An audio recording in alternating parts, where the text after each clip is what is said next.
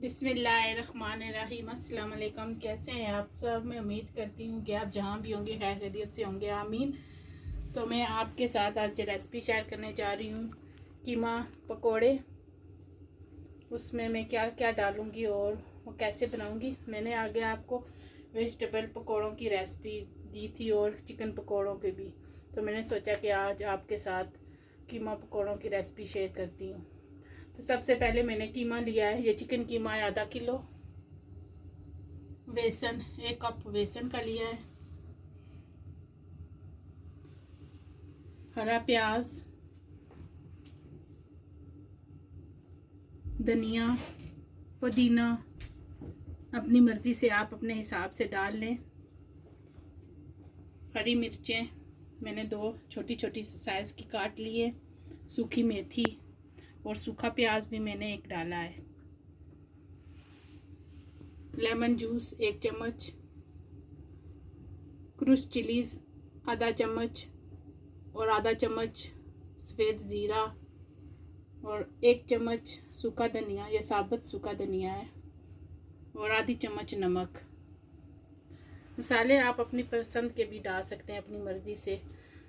अब अगर आप तेज़ मिर्ची खाना चाहते हैं तो और ज़्यादा भी ऐड कर सकते हैं। हम मिर्ची कम खाते हैं तो इसलिए मैं आधी चम्मच डालूँगी। तो सबसे पहले मैं सूखे मसाले इसमें डालूँगी। नमक, लेमन जूस और धनिया को आपने हाथों से मसल लेना है ऐसे।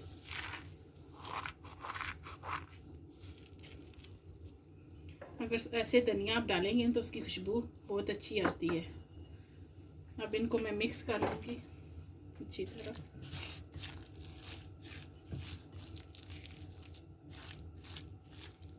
मसालों को मैंने मिक्स कर लिया है। अब इसमें मैं धनिया और प्याज और दूसरे मसाले डाल देती हूँ।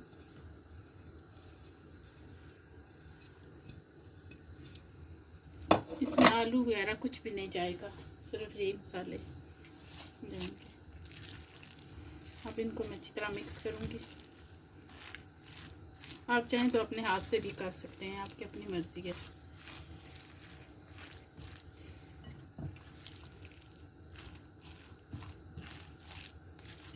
अगर आपको मेरे वेजिटेबल पकौड़ों की रेसिपी चाहिए तो मेरी वीडियो पर जाएं, वहाँ से आपको उसका भी लिंक मिल जाएगा।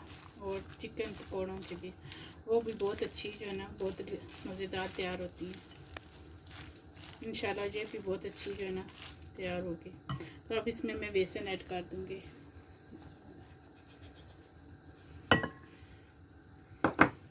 इसको अच्छी तरह मिक्स करूँगी। मैं बताना भूल गई थी, इसमें मैं 1 अंडा भी डालूँगी।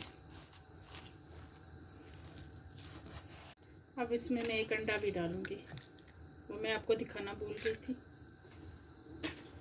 और इसको अच्छी तरह मैं मिक्स कर लूँगी। अगर आपको पानी की ज़रूरत हो तो आप पानी ऐड कर सकते हैं। आपके देख लें आपको कैसा बटर चाहिए। ये बहुत पतला नहीं, थिक सा बटर होगा। अब इसमें मैं थोड़ा सा पानी ऐड करूँगी। अच्छी तरह मिक्स कर लूँगी। थोड़ा सा मैंने पानी इसमें ऐड किया है। अगर आप पहले थोड़ा सा पानी डालें, अगर कम हो तो और भी आप इसमें डाल सकते हैं। अगर पानी ज़्यादा हो जाए तो फिर आप इसमें थोड़ा सा बेसन ऐड कर लें। तो हमारा बटर जो है वो देखें वो तैयार हो गया है। अब मैंने चूल्हे पर ऑयल रखा हुआ है गर्म होने के लिए। अब हमारा ऑयल गर्म है, इसमें मैं डाल दूँगी पकौड़े। बिस्मिल्लाहिर्रहमानिर्रहीम।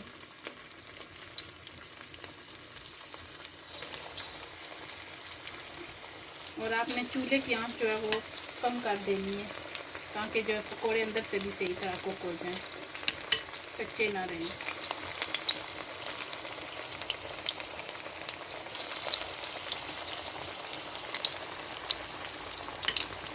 और वीडियो को आप एंड तक देखा करें। अगर आप वीडियो को एंड तक देखेंगे तो आपको रेसिपी का पता चलेगा।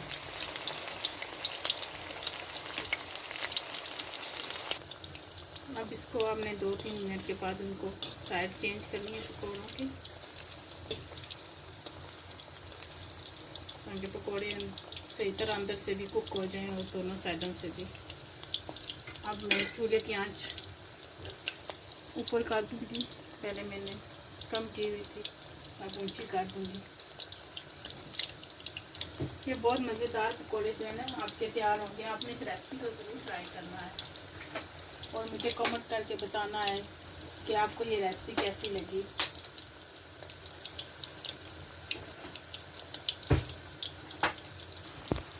अब देखें पकौड़ों का रंग कैसे इतना अच्छा आया है माशाल्लाह।